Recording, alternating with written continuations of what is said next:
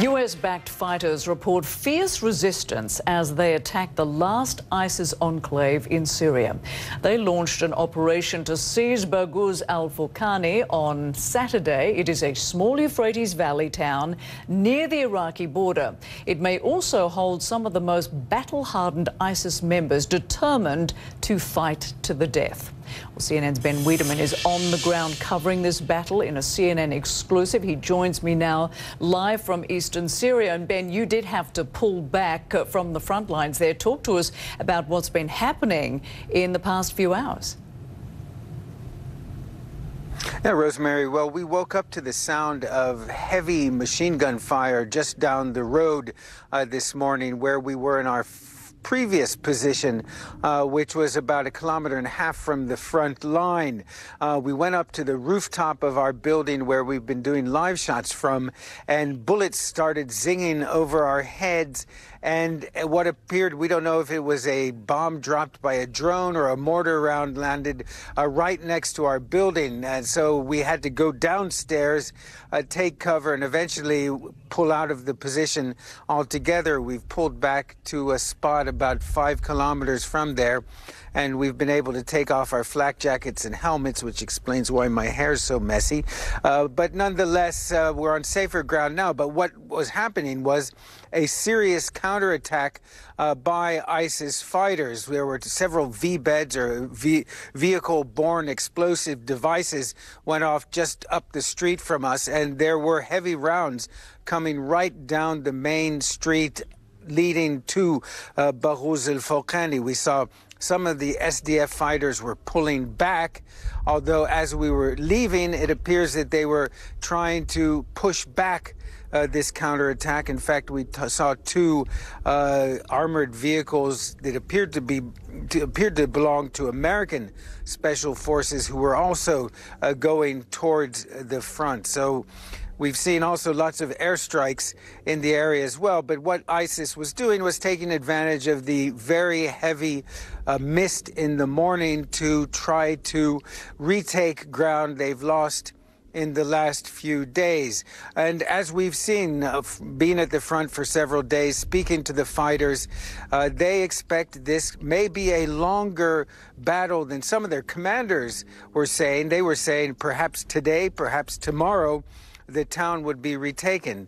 But clearly, this is going to be a much harder fight. The final battle began just after sunset, with coalition airstrikes pounding the last dot on the map held by the state that called itself Islamic. The town of Baghouz al-Fawqani in eastern Syria. But there was no calm before the storm,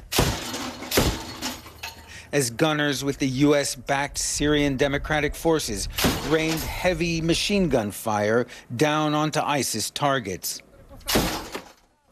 while civilians who had stuck it out in the town made their way to safer ground. A mortar round exploded near 14-year-old Mahmoud Nazal days ago, his wounds still fresh.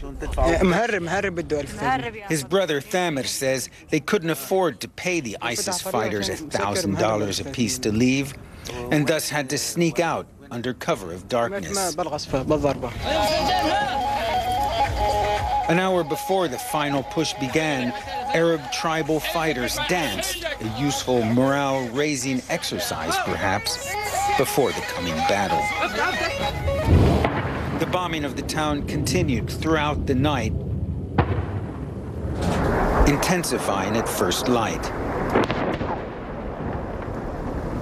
The battle to take the last enclave of ISIS in Syria is now into its second day.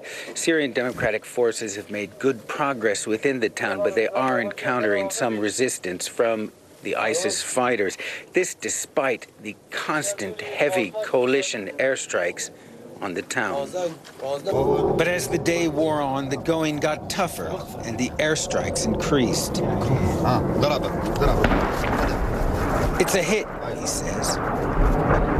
ISIS has dug a network of tunnels and trenches, its fighters some of its most experienced and battle-hardened. This battle will not end the war on ISIS. When ISIS, the state, is replaced by ISIS, the terrorist insurgency, Jamaat, an Arab fighter tells me, it will be tougher still. This war is easy, he says. We're fighting them on a front. It will be different when it becomes guerrilla warfare. Victory of sorts is at hand. Peace in this tortured land, still elusive. And of course, one of the problems as this offensive moves ahead, Rosemary, is that there are still many civilians trapped inside Baghouz al-Fawqani, some of them apparently held as human shields by ISIS. What we've seen when we were closer to the front, we were able to see, before the battle began, a lot of movement inside their refuge, basically camps of displaced people on the edges of the town. And we are hearing that as many as 1,000 civilians may have managed to leave the town within the last 48 hours. In fact, from the position we had to leave from, we did see through binoculars groups of people trying to reach the higher ground where the